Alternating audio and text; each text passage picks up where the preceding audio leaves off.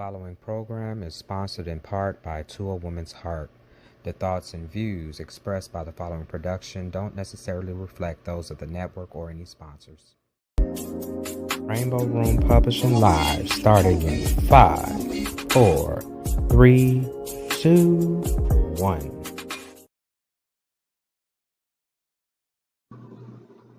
Thank you, Eddie Pierce, and thank you to Rainbow Room Publishing for including me in the anthology. To my fellow authors, it is an honor to be among you. To our viewers, thank you for spending a part of your afternoon with us for the virtual release of From a Black Perspective, The Blood. The story that I have included in the anthology is Graffiti Park. It's a story that I've had for a number of years. In fact, an earlier draft was published previously online. Now, for those who have not read it, it is a story of crime fiction with an element of magic added to it. This afternoon, I will read the opening of the story and introduce the protagonist who was called in to solve the crime. This is Graffiti Park. Her body was pinned to the ground under his girth. Her clothes were torn off. She squirmed against the warm soil, the effort more exhausting than helpful, and cringed as he positioned himself between her thighs. He had threatened to slit her throat if she screamed. What had she learned in self-defense? The practice dummy never attacked, and tucked in the shorts down by her feet, the mace was unreachable. She clenched her teeth to block his slithering tongue, but was capable of nothing else. A beam of sunlight shone through the trees, giving her a lasting glimpse of the devil. White, hair blonde, beard scruffy, eyes brown and beady. She laid her head back and rolled her eyes up to darkness. The pleasure in his face was too awful, and the stench of oysters and whiskey was worthy of vomit. She saw someone. An enormous figure had emerged from the shadows against the trees. He headbutted her and spat. Stupid bitch. Her body went numb. She blacked out. Change scene. Steve Reichert lay spread eagle and partially awake under a single bed sheet. He fumbled for his watch on the nightstand. It was 9:34 a.m. The remnant of bitter scotch intensified his morning breath. Winning Officer of the Year at the previous night's banquet had made it an occasion for more than a Bud Light. Thank God for the rookies who had given him a lift. A few more drinks and he would have been bound to the bed with regret throbbing throughout his cranium. The phone rang. A smack of the speaker button nearly broke the landline. Reichert here. Rise and shine, shitface, said a baritone voice. I need you to come in. On the first day of my vacation, Chief? Really? I got the mayor on my ass over a rape and assault about 3 hours ago. You calling me in for a rape and assault? It happened in Graffiti Park. Steve sat up and reached for a fresh pack of Newport. The first spoke of the day was his favorite. I'm listening. The victim is a 23-year-old Caucasian female, came in through a side gate in the north sector and got attacked by an unknown. What was she doing at graffiti? An early jogger, new to the city, didn't know about the park's reputation.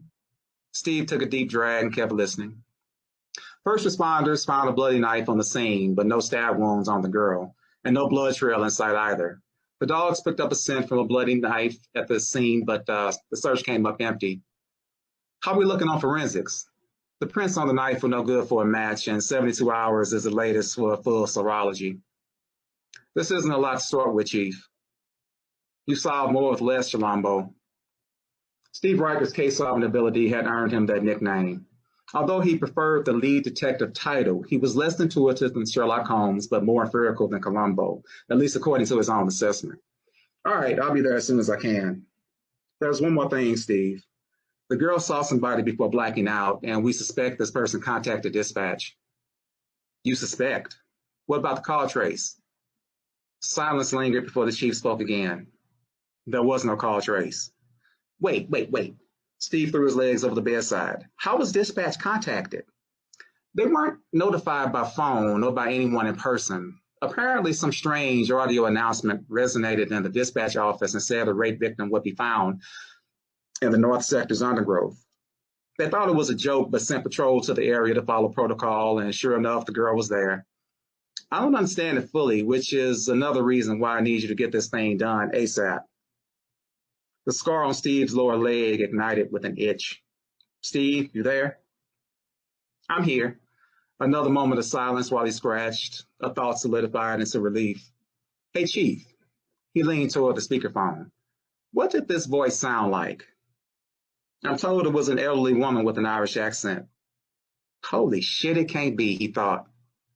Okay, I need to see the crime scene for myself. Why so sudden? You have a lead on this woman's identity? Not at all, just trusting my instincts, Steve said with guilt and lying. Well, let me have some uniforms meet you at the main entrance. There's a heat advisory today, plus only a fool will go there with no backup. They'll only distract me. If you want the best outcome, let me do it my way. The chief sighed. Crime scene cordon off the area by the runner's trail. Watch yourself and call in anything you find right away. I owe you one for this. I'm on it. You owe me more than one, Chief. The curtains were drawn, but the adjacent hallway light lit the smoky room adequately. Steve looked down the hall at Bane, his Doberman, who was still asleep on the doggy bed. He paced in the bedroom, searching for logic in the impossible and thumping ashes in an empty pickle jar with each pass around the king-size sleigh bed. An elderly woman with an Irish accent, he thought. She must be 300 years old by now. Steve lifted his leg onto an ottoman. The scar had not bothered him since that night years ago. Why now? He bit his lower lip and glanced at the desk where he kept the 5x7 portrait of himself as a 6-year-old standing in front of his parents whose faces he had cut out. Meanwhile, the day's best smoke was burning away. One deep drag, and he dismissed all questions. And that, ladies and gentlemen, is the opening and the introduction to the protagonist of Graffiti Park. Thank you. Available now, From a Black Perspective, The Blood. Words dance, on the page and off. They tap and tumble, they slide and glide. They bop and break, they pop and lock. That's the kind of visual joy I experience reading From a Black Perspective, The Blood.